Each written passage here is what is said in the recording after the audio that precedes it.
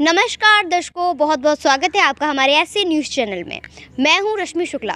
दर्शकों, आज हमारे ऐसे न्यूज़ की टीम पहुंच चुकी है राजस्थान के ज़िले पाली की सोजत सिटी में।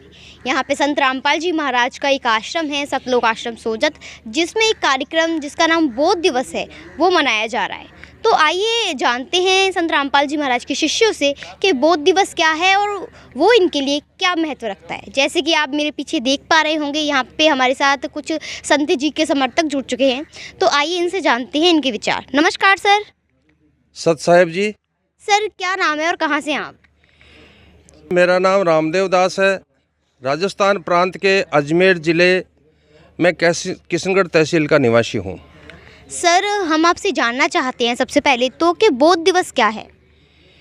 बोध का मतलब होता है ज्ञान।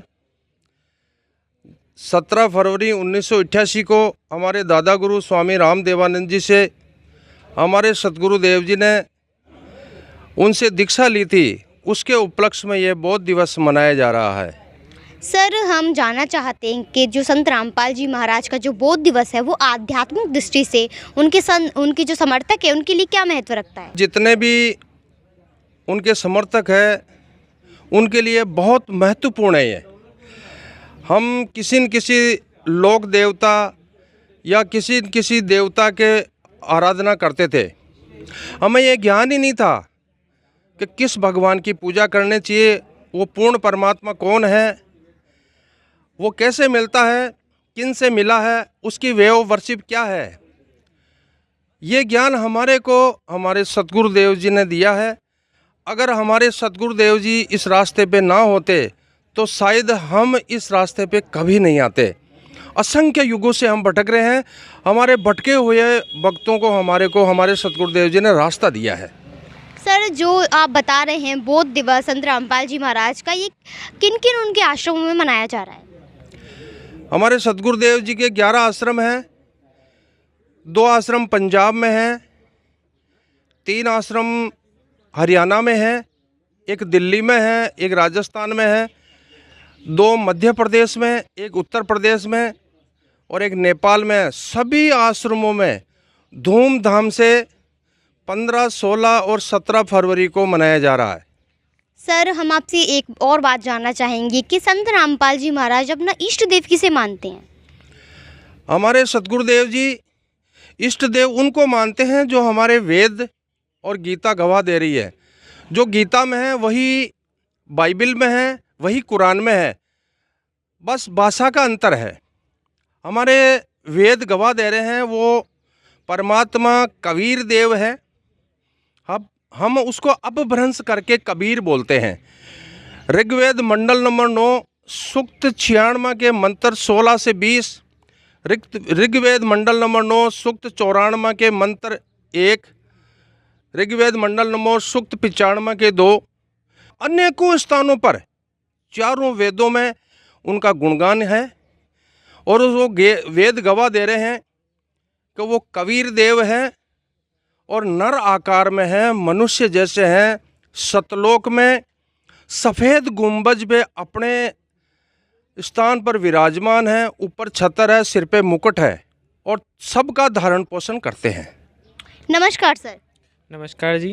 क्या नाम है सर और कहाँ से हैं आप? जी, मेरा नाम सुनील दास है। मैं अजमेर का निवासी हूँ और एज अ मेडिकल प्रोफेशन में हूँ, cardiology department as a OT technician. Sir, आप इतनी दूर से यहाँ सतलोक आश्रम सोजत में क्यों आए हैं?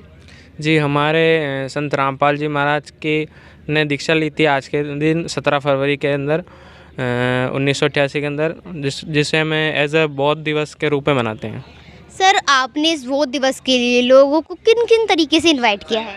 जी, हमने विभिन्न प्रकार से इनविटेशन दिए हैं सोशल मीडिया के माध्यम से, जैसे फेसबुक, व्हाट्सएप, इंस्टाग्राम, और उसके अलावा एज अ कार्ड के वितरित किए हैं मध्यम वर्ग के लोगों के लिए, हाई क्लास के लिए, लो क्लास के लिए। ये पूरे विश्व को आमंत्रित किया है हमने विभिन्न प्रकार से, हमारे रिश्तेदारों को, पड़ोसियों को, ताकि वो बोध दिवस का मतलब समझे और गुरु प्रणाली के बारे में समझे, ताकि गुरु प्रणाली चालू हो और वो भी सच्चा संत, तत्वदर्शी संत इस धरती पर आया हुआ है, उसका महत्व समझे।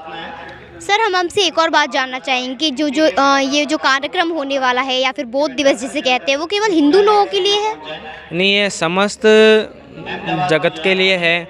उसमें हिंदू हो, मुसलमान हो, सिख हो, ईसाई हो, सभी धर्मों के लिए है, क्योंकि भगवान सबका एक होता है और हम सब मानव जन्म लिया है हम सब ने, तो हम सबको अधिकार है भगवान को प्राप्त करने का। सर जैसे कि हम बाकी आश्रमों में भी जाते हैं और उसमें देखते हैं कि वहाँ पे जो वीआईपी जो डिपार्टमेंट होता है वो अलग होता है, तो यहाँ पे भी कोई ऐसी सुविधा है? नहीं, हमारे संत रामपाल जी महाराज के लिए कोई भेदभाव नहीं है। यहाँ पॉलिटिशियन से लेकर बड़े वर्ग से लेकर हाई क्लास से लेकर लो क्लास से लेकर सभी एक ही जगह भोजन करते हैं। एक जगह व्यवस्था है बैठने की, उठने की, चलने की, खाने की, पीने की, नहाने की, धोने की। किसी के लिए कोई वीआईपी कॉटेज नहीं है। सर एक लास्ट क्वेश्चन हम आपसे जानना चाहेंगे कि बौद्ध दिवस के अवसर पर संत रामपाल जी महाराज जो उनकी युवा पीढ़ी है उनको क्या शिक्षाएं देते हैं? युवा पीढ़ी को सबसे पहले तो गुरु प्रणाली के बारे में बताना चाहते हैं संत रामपाल जी महाराज, और गुरु भी साचा जो हमारे वेद शास्त्रों के अनुसार है, और उसमें एक ही गुरु के बारे में, तत्वदर्शी संत के बारे में दर्शाया गया है, जो उल्टे लटके हुए वृक्ष को उसके तनों से लेकर पत्तों तक सही बता दे। वो सिर्फ इस धरती पे संत रामपाल जी महाराज के अलावा कोई नहीं है। और उन्होंने भी स्वामी रामदेवानंद जी जो हमारे दादा गुरुदेव हैं उनसे दीक्षा प्राप्त करी है, और उन्हीं के बताए अनुसार हम युवाओं को एक गुरु प्रणाली की ओर आकर्षित कर रहे हैं। और उनके अलावा वो कुछ कुरीतियों का खंडन कर रहे हैं जिसमें युवा पीढ़ी दर ब दिन बढ़ती जा रही है, जैसे कि नशा पता करना है, जुआ, शराब और सट्टे लगाना, ये सब एक मतलब कुरीति का पार्ट है। उसके अलावा माँ बाप की सेवा ना करना और पढ़ाई से विभिन्न होना। हमारे गुरुजी कहते हैं जो भी आपका फिजूल खर्चा शादी वगैरह में हो रहा है उसको आप पढ़ाई में लगा के बच्चों को एक नई जागरूकता दे। और आश्रम प्रथा से क्या होता है कि बच्चों को बोलने की तमीज़ आती है, कैसे परिवार में रहना चाहिए, कैसे समाज में रहना चाहिए, देश के लिए हमको क्या करना चाहिए, वो सारी शिक्षाएं हमें आश्रम के द्वारा दी जाती है।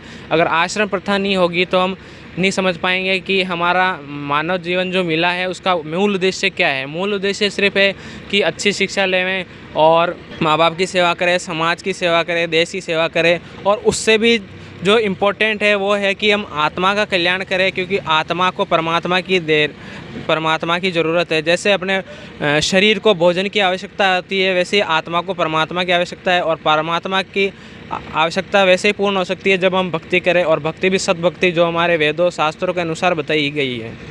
धन्यवाद सर। वेलकम। जैसे कि अभी आपने सुना संत रामपाल जी महाराज के जो शिष्य हैं उनके लिए बौद्ध दिवस का क्या महत्व है और किस तरीके से उन्होंने यहाँ पे लोगों को बुलाया है, तो बेशक आप यहाँ पे आ सकते हैं और यहाँ की सुविधाओं का आनंद ले सकते हैं। ऐसी खास खबरों के लिए जुड़े रहे ऐसी न्यूज़ के साथ। धन्यवाद।